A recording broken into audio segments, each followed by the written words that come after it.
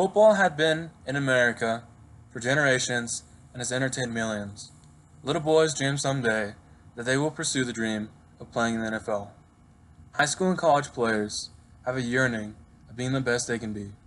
Competition thrives throughout football, and it is a rough business. A veteran of a team can be cut one day and be betrayed by an organization that showed him so much love for so many years. Highlight plays attract a big audience, and seeing freakish athletes go head to head helps the cause. The point is, football gathers an audience, whether it be to play and compete or just to watch.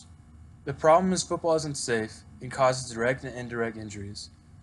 Does the football organization, from the NFL to high school football, make new rules and regulations to help protect the players, or do they just give the audience what they want and keep their views? How much revenue do you think a college football team produces, and how much do you think it affects college football players? Although football is a glorified American sport that has been around for decades, nevertheless, it causes serious injury either directly or indirectly because of violent hits to the head, low blocks on the lower body, and equipment that isn't fully protective to players. People focus on injuries that occur directly from the play. Whether it be a sprained ankle or a broken arm, the audience doesn't realize the overall effect it has.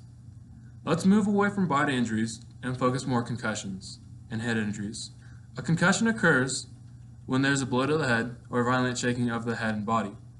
Over the course of any NFL player's career, they are most likely to attain any form of a concussion. After the brain receives this injury, it takes time to repair.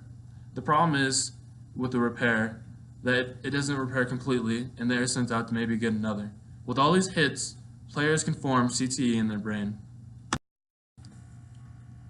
Football overall creates an enormous revenue from Pee Wee up to the NFL. Jerseys, merchandise, tickets, and more all help make this happen.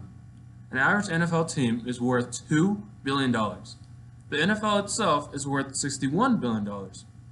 All this money is made up from this wonderful sport, but only so much is put in the safety and rules to help prevent injuries.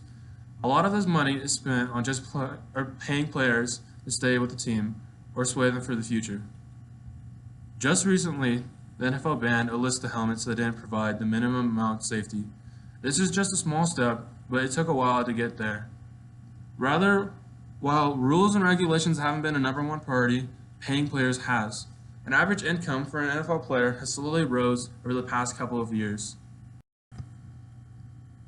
Let's take a step back from the NFL though, and focus on how this impacts college football, and more importantly, Nevada football. In college, football players can't be paid. Well, not yet. So where does all this excess money go? Instead of going to better equipment and more safety items, it goes to the school. All the revenue football makes doesn't pour back into football, but to the school so they can spend on something else. College athletes make the revenue of around $4 million for the school, and compared to other programs besides tuition and registration, it's one of the higher revenue making programs at the school. I'm not saying schools should spend all their money on football, the equipment, and push for more safety, but I think that there should be a bigger budget just on safety. CTE can be found at almost any age in playing the game. Most college players have severe symptoms. The study also found mood, behavior, and cognitive problems were common among players with mild to severe CTE. This is from studies from newly acquired information. CTE is prevalent throughout football and is one of the more overlooked injuries. This is why better equipment and a push for more safety regulations should be implemented in the NCAA.